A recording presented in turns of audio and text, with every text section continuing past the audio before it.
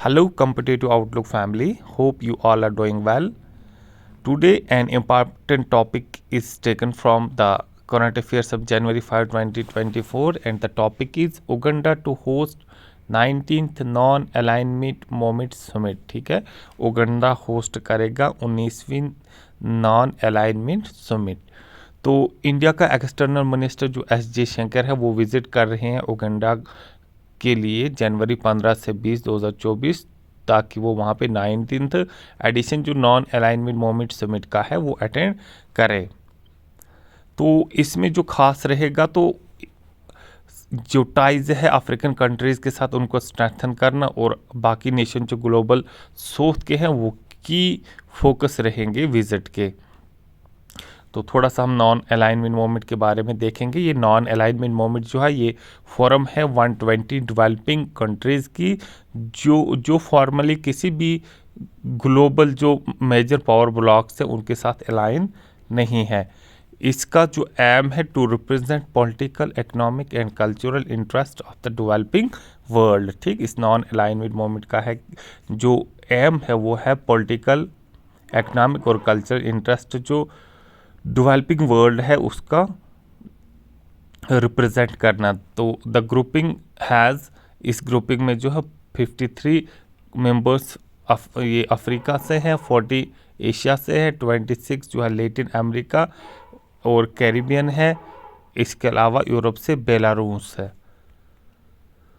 तो there are also 18 observers. ठीक, इसमें 18 ऑब्जर्वर कंट्रीज़ भी है और 10 ऑब्जर्वर ऑर्गेनाइजेशंस भी है।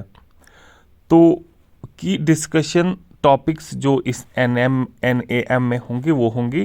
तो एक्सपेक्ट किया जाता है कि नॉन अलाइनमेंट मोमेंट की जो समिट है ये डिस्कस करेगी इश्यूज जैसे ग्लोबल कोऑपरेशन है, सॉलिडेरिटी है और advancing common goals of developing countries related to politics, economics and culture. ठीक, तो डेवलपिंग कंट्रीज़ के जो कुछ कॉमन गोल्स हैं चाहे वो पॉलिटिक्स के रिलेटेड है, इकोनॉमिक्स के रिलेटेड है या कल्चर के रिलेटेड है, ये भी वहाँ पे की टॉपिक्स ऑफ डिस्कशन होंगी।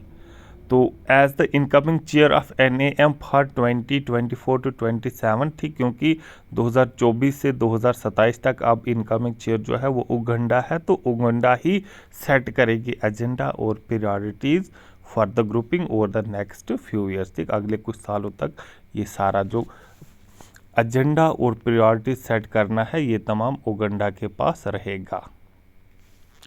तो अगर हम इंडियाज़ गोल्स देखें तो इंडिया का जो एम होगा वो ये होगा कि टाइज जो अफ्रीकन नेशन के साथ इनको स्ट्रेंथन किया जाएगा विजिट के दौरान। तो रिसेंटली इंडिया ने होस्ट किया है बहुत सारे अफ्रीकन लीडर्स को और इंडिया ने सपोर्ट भी किया है अफ्रीकन यूनियन की इंटर G20 समिट में एक फुल मेंबर की हैसियत से।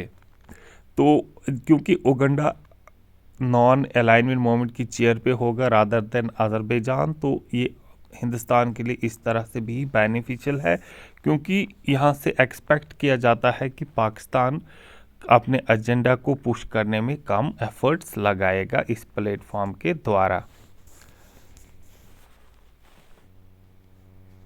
तो आउटरीच टू अफ्रीका, तो दिस विजिट क्योंकि ये part of India's wider outreach to African countries over the past years.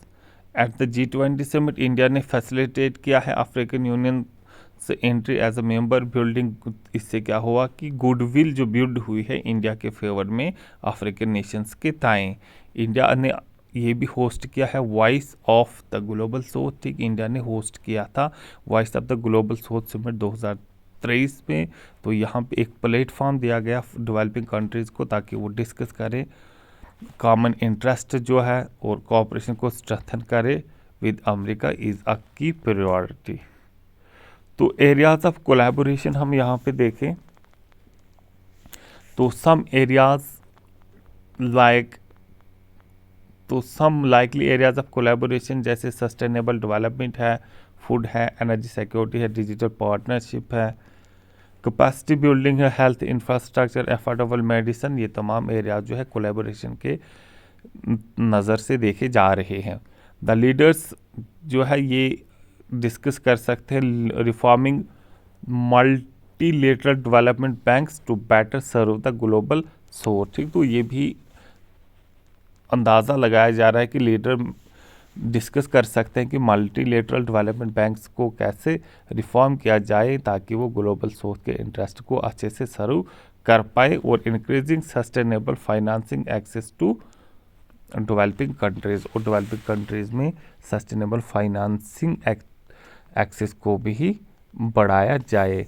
So this was the topic from current affairs, a very important topic. Hope you like it, and if you find this topic important, do like, subscribe and share, and also don't forget to hit the bell icon so that all the important information in the channel reaches you within no time. Thank you. Have a nice day.